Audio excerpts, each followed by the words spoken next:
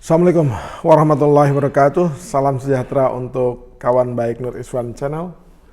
Salam menjernihkan pikiran dan menebar kebaikan.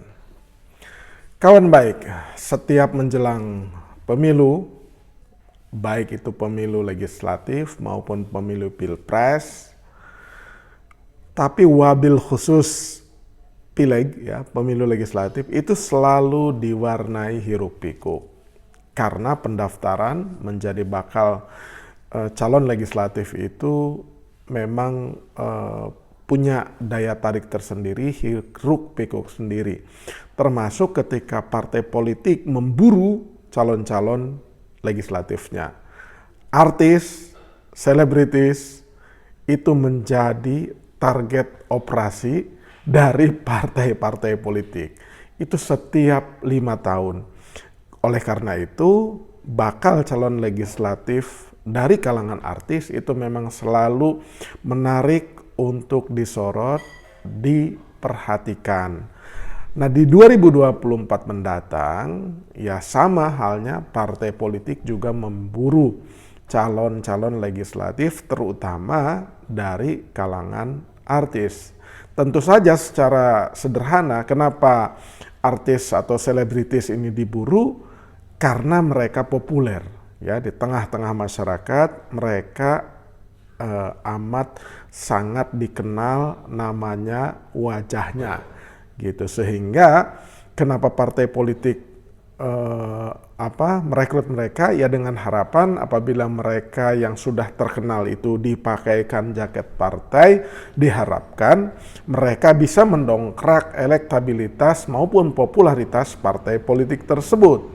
Nah, misalkan ada salah satu partai, sebut saja Partai Amanat Nasional, itu sering menjadi partai yang disindir-sindir, bukan Partai Amanat Nasional tapi Partai Artis Nasional. Itu dari dulu seperti itu. Kalau nggak percaya cek aja di Google, ya, berguru sama Mbah Google. Jadi disebut sebagai Partai Artis Nasional. Ternyata memang setelah dilihat datanya untuk 2024 pileg mendatang, ya, PAN itu memang tercatat oleh media massa, ya, salah satunya oleh katadata.co.id itu memang merupakan partai yang punya bakal calon legislatif dari kalangan artis terbanyak, yaitu 17 orang. Ya, jadi ternyata media massa atau gunjingan warganet itu memang terbukti ada datanya, gitu. Nah, memang ini ada pertarungan. Jadi sumber-sumber rekrutmen partai politik untuk calon legislatif itu kan beragam, ya. Ada dari memang kalangan internal, artinya mereka adalah partai politisi yang memang mengabdi karir dari bawah, artinya ditempa oleh waktu, oleh pengalaman, oleh tantangan. Mereka memang menjadi pelayan politik melalui partai politik, menjadi pelayan masyarakat, itu bergerak dari bawah. Ada yang memang misalkan karir dari bawah itu dari mulai tenaga ahli, kemudian menjadi anggota DPRD kabupaten kota atau provinsi, atau tiba-tiba menjadi DPR. Mereka aktif misalkan di organ-organ atau di struktur, ya, partai politik, menjadi kader partai tersebut, ya. Kemudian ketika ada pilihan legislatif, ada yang terpilih baik menjadi anggota DPRD kabupaten kota atau provinsi maupun langsung menjadi anggota DPR. Kemudian mereka juga ada yang kalau struktur partai itu kan ada di tingkat pusat, tingkat provinsi, tingkat kabupaten kota. Ada juga mereka bergerak dari samping di organisasi-organisasi sayap partai politik, misalkan kepemudaan atau organ petani, organ nelayan, ya kan, bermacam-macam organisasi sayap dari partai politik tersebut. Jadi kader-kader ini bergerak dari samping kemudian menuju juga ke atas. Nah, kalau menurut Samsudin Haris beberapa tahun yang lalu dia mengkritisi, ya, kalau misalkan partai politik itu merekrut komposisi yang artisnya lebih banyak, ya mungkin mencemaskan bahwa ya parameter rekrutmen partai politik itu hanya berbasis pada popularitas figur. Jadi untuk memenangkan pertarungan, ya kata Samsudin Haris itu, untuk memenangkan pertarungan partai politik itu merekrut caleg-caleg yang berbasis pada popularitas saja, ya. Jadi di luar itu berkembang juga sinyalemen di ruang publik bahwa partai politik juga tidak hanya berbasis popularitas, tapi ada juga yang berbasis finansial. Kira-kira mereka akan lihat caleg ini keseriusannya dilihat dari kekuatan kapitalnya, gitu. Makanya ya akhirnya ya para aktivis atau kader partai yang biasanya mereka belum populer, ya kan, belum juga punya kemampuan finansial, akhirnya sering terlempar dari ya nomor urut atau nomor daftar calon, ya. Ada itu daftar calon sementara atau daftar calon tetap gitu. Nah, seringkali kader-kader partai atau aktivis-aktivis partai yang sebenarnya mereka punya kapasitas, punya kemampuan, ya, karena mereka sudah ditempa oleh pengalaman, kemudian mengetahui seluk-beluk bagaimana how to government works atau how to the parliament works. Jadi bagaimana kerja di pemerintahan maupun bagaimana kerja di birokrasi, bagaimana kerja menjadi anggota parlemen. Mereka ini seringkali terlempar hanya karena popularitasnya kalah jauh dibandingkan dengan artis. Ya. Nah, fenomena yang kedua, mereka juga sering kalah terlempar karena tidak punya kemampuan kapital. Nah, sekarang ini berkembang kader-kader instan dari dalam partai, ia bisa menjadi calon legislatif, ya, hanya karena, ya kan, bapaknya misalkan bupati, ya kan, atau ibunya dia bupati, anaknya bisa nyalek karena tidak hanya punya kapital, punya modal, tapi juga memang sudah populer, ya, anak bupati atau istri bupati atau suaminya bupati, gitu kan. Nah,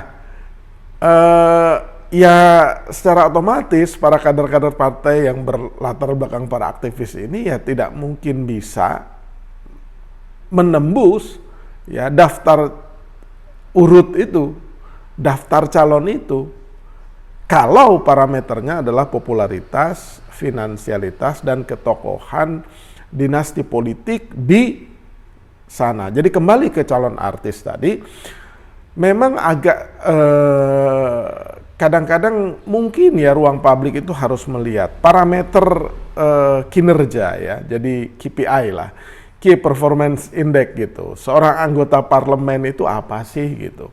Ya, tentu kita juga harus fair, ya, harus fair melihat dan mengevaluasi kinerja mereka, terutama yang dari kalangan artis, ya, bukan terutama, tapi salah satunya yang punya background selebritis. Nah, mereka kerja-kerjanya di parlemen itu seperti apa? Dari mulai yang paling sederhana, apakah dia misalkan rajin datang ke kantornya, atau misalkan apakah dia rajin mengikuti rapat-rapat di DPR maupun rapat-rapat pembahasan undang-undang misalkan. Apakah dia juga very aktif ketika memberikan masukan, saran atau bahkan kritik apabila ada kebijakan mitra kerjanya, yakni pemerintah itu dilakukan gitu. Nah, parameter-parameter sederhana yang paling sederhana maupun yang paling rumit itu harus dibuat gitu. Ya, bagaimana peran dia menyuarakan aspirasi dari para konstituen dari daerah pemilihannya gitu. Nah, keberhasilan ia mewakili aspirasi para konstituannya juga parameternya apa? Apakah misalkan ia bisa membawa atau mengusulkan anggaran kepada daerah pemilihannya gitu. Ataukah misalkan ada case-case yang extraordinary di dapilnya dan itu ia melakukan pengawalan betul sehingga itu bisa bisa dicarikan solusinya atau bisa diperbaiki gitu. Nah, apabila kita lihat ya di di katadata.co.id ini untuk 2024 mendatang PAN itu ini punya bakal calon legislatif dari kalangan selebritis itu 17. Disusul oleh Partai Demokrasi Indonesia Perjuangan 14, Perindo ya itu 11, Gerindra 10, Nasdem 8, PKB 5, Demokrat 4, Golkar 3, PSI 3, PKS 1. Ya. Jadi yang paling rendah partai politik 3 besar terendah dalam hal caleg artis itu atau selebritis itu adalah Golkar, PSI, PKS ya. Nah, dari jumlah tersebut kita akan lihat satu persatu partai artis selebritisnya itu siapa saja ya. Ini daftarnya. PAN itu ada Adelia Wilhelmina, Astrid Kuya, Baby Z, Desi Ratnasari, Eko Patria, Eksanti, Eli Sugigi, Haji Faisal, Lula Kamal, Opi Kumis, Primus Justisio, Selvi Kitty, Pasa Ungu, Tom Liwafa, Uya Kuya, Ferel Bramasta, Vimi, Syafitri Ismail, PDI Perjuangan, Andre Hanusa, Deni Cagur, Harvey Maleholo, Juniko Siahaan, Krisdayanti, Luki Perdana, Marceli Siahaan, Once Michael, Rano Karno, Rike, Roni Sianturi, Saryo Kuswoyo, Tamara Geraldine, dan Taufik Hidayat Ujo. Kemudian Perindo, Aiman, Aldi Taher, Arnold Purnomo, Dian Mirza, Kalina Oktarani, Prabu Revolusi, Ratu Nabila Vena Melinda, Vicky Prasetyo, Yusuf Mansur, dan Zeze Sahab. Gerindra, ya, Ade Jona Prasetyo, Ahmad Dhani, Ari Sihasale, Dery Darajat, Didi Mahardika, Jamal Mirdad, Meli Guslow, Moreno Suprapto, Rachel Marian, Taufik Hidayat, Nasdem, Ali Syakib, Anissa Bahar, Coki Sitohang, Diana Sastra, Didi Riyadi, Nafa Urbah, Ramzi Reza Artame via PKB, Arzeti, Kamelia Panduwinata Lubis, Norman Kamaru, Tommy Kurniawan, Zora Fidianata. Partai Demokrat, Dede Yusuf, Dina Lorenza, Emilia Contessa, Ingrid Kansil. Partai Golongan Karya, Charles Bonar Sirait, Nurul Arifin, Teti Kadi. PSI, Badai Kerispati, Giring Ganesa, Roni Immanuel atau Mongol, PKS, Narji Cagur. Tapi sebenarnya ada nama-nama lain yang konon katanya itu juga ikut mendaftar ya. Misalkan seperti Wanda Hamidah itu juga katanya masuk di list ini kan belum tercatat. Tapi nanti kita akan secara resmi akan melihat di daftar calon sementara partai politik yang sekarang berkas-berkasnya sedang dipelajari oleh Komisi Pemilihan Umum. Nah, kita harapkan bergabungnya para artis itu ya tidak sekadar mengandalkan popularitas agar terpilih ya kan, tetapi ketika ia berhasil ia bisa juga memiliki kinerja baik. Ada misalkan 2 selebritis yang di parlemen itu punya reputasi baik seperti Tantowi Yahya ya kan, kemudian Rieke Diah Pitaloka atau Nurul Arifin gitu. Itu kinerjanya hampir semua menyepakati di DPR itu bahwa kinerja mereka lumayan baik gitu. Diharapkan artis-artis yang lain juga bisa mengikuti jejaknya. Demikian kawan baik, para aktivis jangan berkecil hati dan terus berjuang supaya bisa bersaing popularitas dan elektabilitasnya dengan caleg-caleg selebritis ini. Jangan lupa subscribe, like, share, dan komen Nur Iswan Channel. Terima kasih.